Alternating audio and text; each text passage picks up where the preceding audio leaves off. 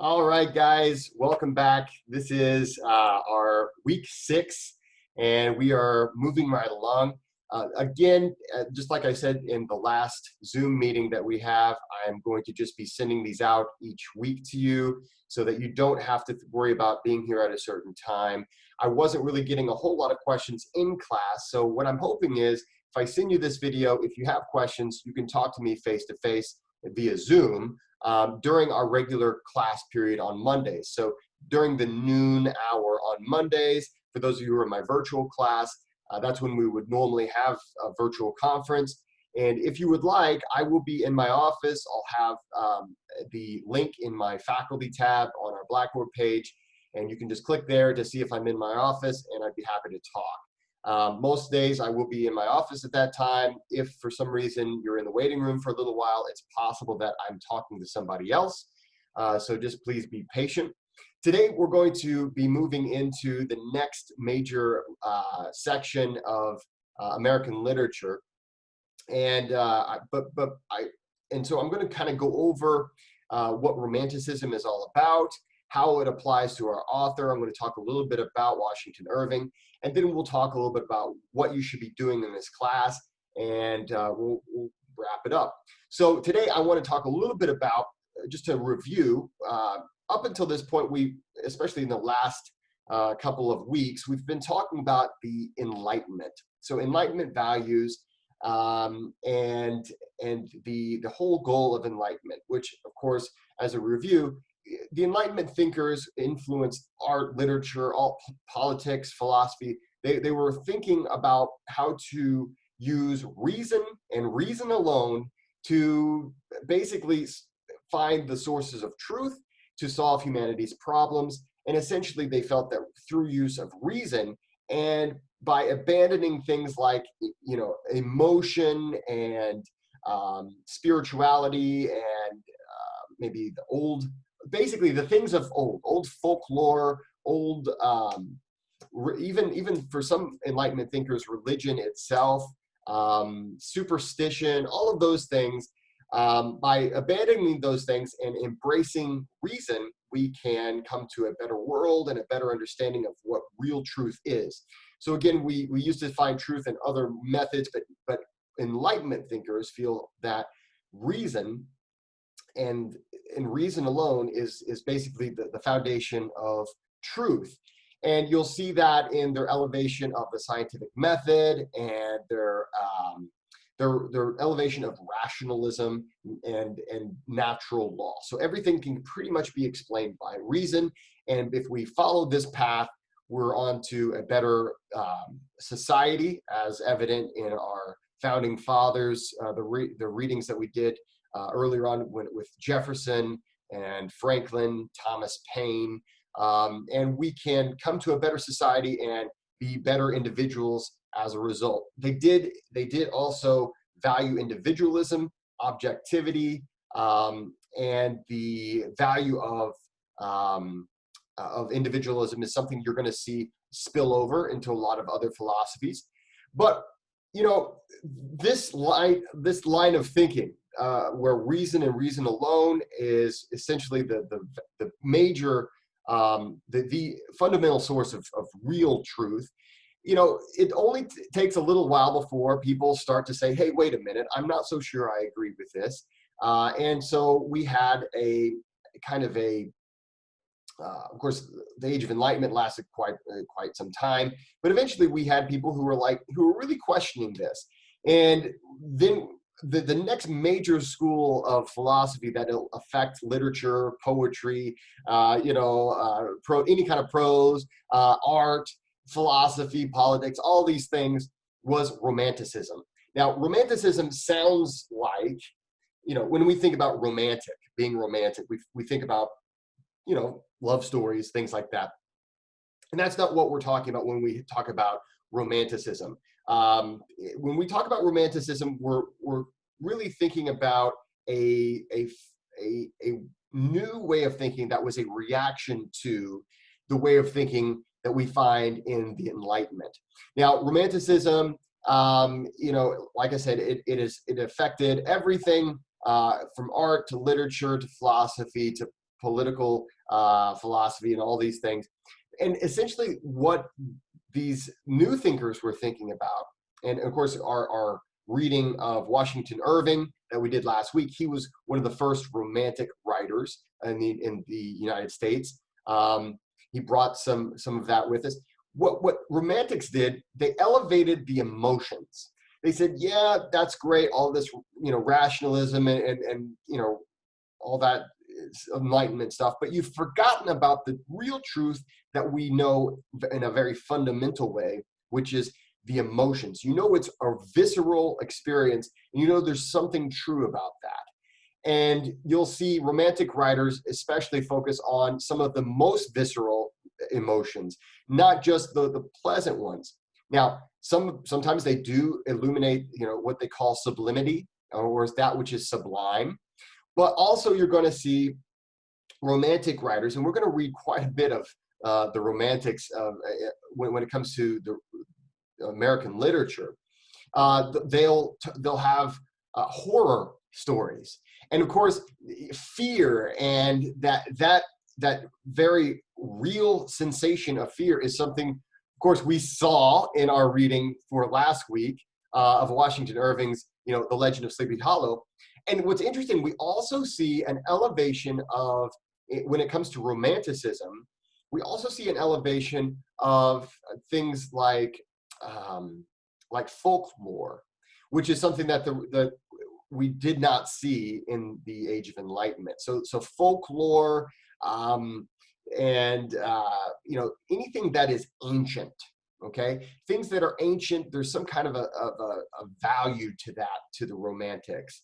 And so you might see, a callback to medieval times, but not to classical times, because classical times we still connect classical times to the Enlightenment, right? So basically anything that elevates emotion and the beauty of nature. That's another thing that you're going to find in the Romantics.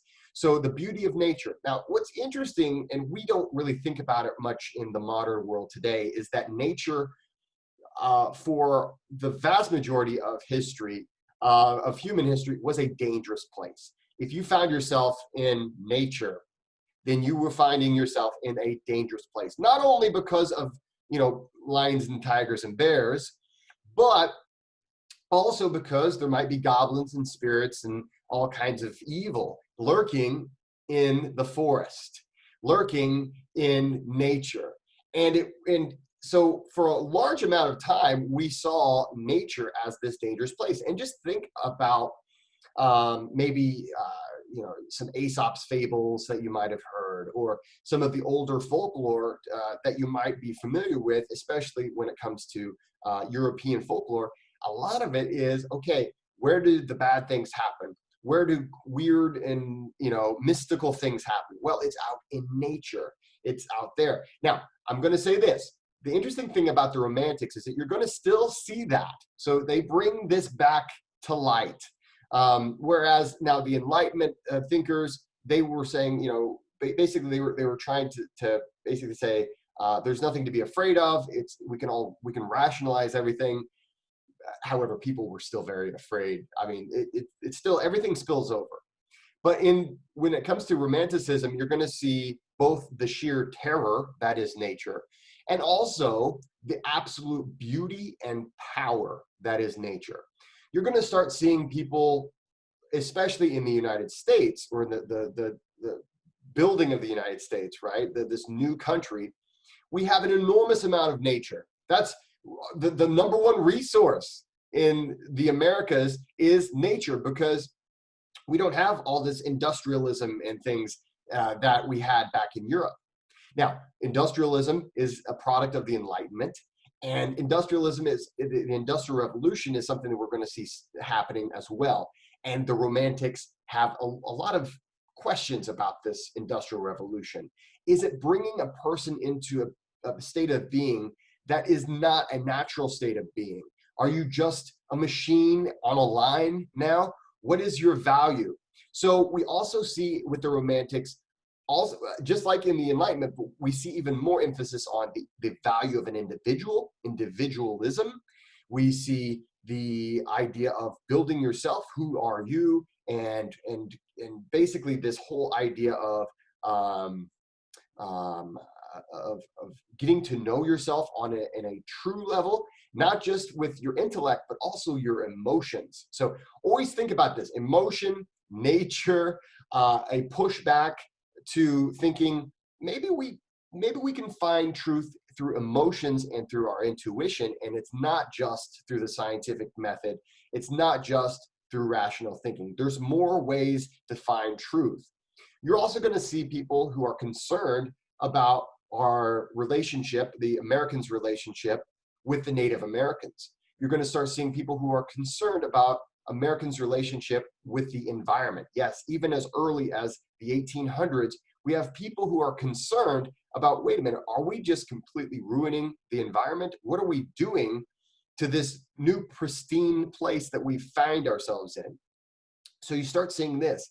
You also will get, there's a fundamental philosophy in Romanticism that at the end of the day, humans, yes, we are powerful with our intellect and our inventions and our all of our devices and things, but at the end of the day, nature is the strongest. It is nature that's always going to win no matter what. You're going to see this more and more as we get further along into Romanticism. We're just now starting, and so Washington Irving is our first romantic. So let's talk a little bit about Washington Irving. So first of all, Washington Irving was the first American superstar. He, up until, you got to remember, there, and you can, it just makes sense, there wasn't always a thing called American literature, right? There wasn't always that thing. And while all of the writers that we have read so far were Americans, but some of them were not born in America. Others were not really widely read in other places besides America, or maybe one or two countries. On the other hand, Washington Irving was. Washington Irving was kind of our first American literary superstar. And he did some really interesting things to promote his writing. Actually, one of my favorite stories is whenever he first started, he was about to publish his first book of short stories. He did this thing, and I forget all the little details, but I love the story where he started to write a letter. He put a little letter in the local newspaper, and in the letter he was stating, hey, I think he said that he was like the innkeep at a local inn, and there was a Dietrich Knickerbocker. Yeah, Dietrich Knickerbocker. You're going to see that name a lot whenever it comes to Washington Irving, Dietrich Knickerbocker. And there was a Dietrich Knickerbocker. He ran up his bill and he didn't pay his tab, but he left behind a bunch of these writings. And he said, in the posts that he would make in these the newspapers, he said, if he doesn't come and pay, or if someone doesn't come from his estate to pay his tab, I'm going to be forced to publish all of his writings and try to make my money back. Well, this was just, it was kind of like an early, it was an early advertising campaign. It got people talking. There was a whole buzz in town. It's like, who is this Knickerbocker guy? Dietrich, have you heard of Dietrich Knickerbocker? And so people started talking about it. It was kind of a viral, we might call it a viral story. It really started a huge buzz. So whenever eventually he published his first book of stories, he published it under Dietrich Knickerbocker. And so people just were like, naturally, they're like, I got to read this thing. So it was an overwhelming success. And it was not only read well here in the United States, but it was read all around the world. And so we had our very first superstar. And it didn't stop there. He had a very very powerful style. He was a very well educated guy, and he knew what he was doing. He really knew what he was doing. And of course, I want you to take a look at the description about his whole bio. I want you to really know about Washington Irving for the midterm and the final. So be as familiar as possible with who he is And you don't really have to know the Dietrich Knickerbocker story that I just said. Maybe I probably won't ask you that question on the midterm or on the final, but it is kind of an interesting little story. And I want you to basically understand, read the bio, fully understand who this person is, where he's from, his life story, that kind of thing. And then we have his story, The Legend of Sleepy Hollow. Now, if you've seen theatrical adaptations of The Legend of Sleepy Hollow, you probably know that, they get it right for the most part in certain places, but it's really hard. It's really hard to capture the way it's written, because the way it's written, the narrator is a character too. And so you get a different sense from reading his story than if you were to watch. I don't know if you saw Johnny Depp did a version of The Legend of Sleepy Hollow, or of course there's the cartoon, and there have been some adaptations to The Legend of Sleepy Hollow. But essentially, you can never really separate the story from the actual written word, because it's told in a way that is meant to make you really think, not just about the story that's being told, but the closer reader will be like, oh, this is an interesting narrator as well. And so some of the things you're going to see, I want you in your discussions, I want you to think about what I just said about Romanticism, okay? And you can even Wikipedia the school of Romanticism. It's oftentimes looked at as something that was specifically European. It was originally, and then it came over here. But you're going to find it really heavily from now on for a while in many of our authors that we're reading. So I want you to really think about how Rip Van Winkle, or not Rip Van Winkle, how The Legend of Sleepy Hollow, how Washington Irving uses some of the elements of Romanticism in this story. Because if you think about it, this is not an Age of Enlightenment story. You're going to see, now you might find certain elements from the age of from Enlightenment thinking, but you're seeing a story that's told in a way like, and of course there's a lot of emphasis on fear, right, and dread, a lot of emphasis on emotion, a lot of emphasis on kind of those what we might sometimes call the old wives' tales, or the colloquial stories of a region that are oftentimes overlooked, and maybe there's something to them, right? And we don't really know. I want you to, and here's what I want you to also do. Who was the headless horseman in this story? It's never really revealed. Do you believe, maybe it was real? Maybe there was someone in town that was playing tricks on Ichabod. So I want you to really think about who the headless horseman was. Doesn't matter. Doesn't matter who it was. What is the overall meaning to the story? What is the overall moral to the story? What is there one? Or is it simply there to entertain, right? And is it a bad thing? Is it a bad thing if it's there simply to entertain? And even if it is simply there to entertain, it can contain elements of romanticism simply because of the topic and simply because of some of the themes within the story. So I want you to try to identify those as you go with your discussions this week. Really try to think about those and see if you can make some discussion about that. I really want to encourage discussion in this class.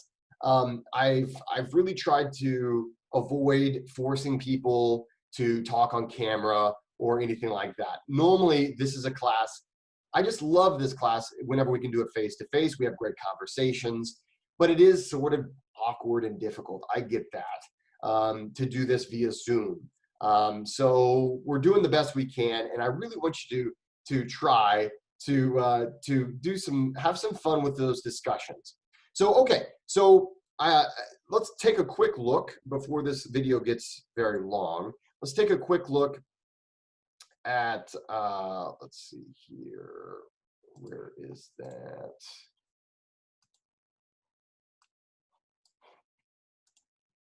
Here, I've got to share the screen. here we go. Take a quick look at what we're reading for this week. So this is week 6. Wow. Okay. So week 6. Now you're going to read 2 stories. Young Goodman Brown. Definitely think about. Okay, Young Goodman Brown it's some classic stuff. Okay, some classic stuff when it comes to Romanticism, when it comes to early American literature. So you should be very familiar with. For the midterm, you should be incredibly familiar with The Legend of Sleepy Hollow, incredibly familiar with Young Goodman Brown. I'm just saying I should be able to give you a paragraph from either one of those, and you should be able to identify it, all right?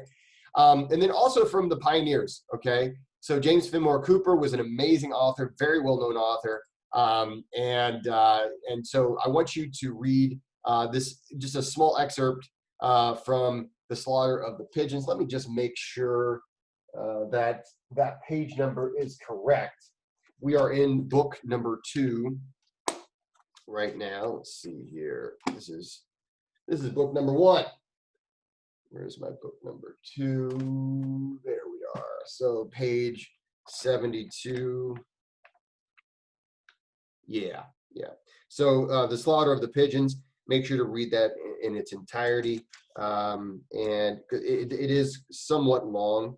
Now, of course, you may know James Fenimore Cooper from The Last of the Mohicans. That was, of course, it was made into a movie, and then I believe it was the 90s.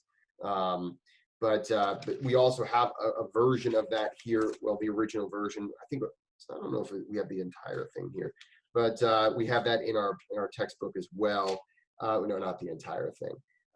But that's one of the novels he was best known for. But I want you to read The Killing of the Pigeons in our textbook, or The Slaughter of the Pigeons, excuse me, in our textbook that starts on page 72. So make sure to read both of those. And I would like you to, again, you pick one of the 2 that you're going to do your weekly writing about, and then make sure to upload it not just to me, right? Not just to, let's see, do we have a link in the week 6? Yeah, not just here, right? But also go to the discussions and go to week 6 and upload that same exact thing here. Next week, you're going to need to comment on at least 2 people's comments or their writings in this discussion board. This week, I would like you to go back to week 5, and I want you to, if you didn't upload your writing to it, make sure to do that immediately, and then make a comment on at least 2 people's discussions, okay? I bet we've got some awesome stuff here. So we got Devin and Felipe. I'm not going to, I'm not going to click on these to go on and on. Yeah, maybe I will. Okay, cool. Oh, awesome. So he uploaded his document. Just click reply, say what you think, agree, disagree, add to what he had to say. Just have good discussion, okay? Just have some good discussion, and then you're going to get your points. I just want some quality discussion there. Okay, so having said that, guys, now you know what you're going to be doing for this week. Remember that we are going to have our midterm in the near future. I believe that's in week 9. So it could be week 8. I forget if it's week 8 or week 9. I will have to tell you very soon. But it doesn't make a huge difference. You should be reading these things, taking notes, and being very clear on who these authors are, what time periods we're going through, right? We've already talked about the Enlightenment. I will expect you to understand that for the midterm, and I'll expect you to understand the basics of Romanticism for the midterm as well. So I'll be reviewing these things each week as we go. If you have questions, please feel free to reach out to me via email, or you can go to the faculty tab here and look at that. I've got a Zoom meeting that I will have open during the 8 a.m. hour Monday, Wednesday, Friday, and the 2 p.m. hour Tuesdays and Thursdays, and then also on Monday during the noon hour, I should have this open. I don't always have these open, but I'm going to try to always be there if you have any questions or if I can clear anything up for you. Don't wait till the last minute. Don't wait till you've fallen behind. Don't wait till you're freaking out. I'm a nice guy and I want to help you, but I can only help you if you ask. So, guys, that's it for this week. I appreciate you watching this video. Please make sure to reach out if you have any questions. Good luck, and I'll see you next week.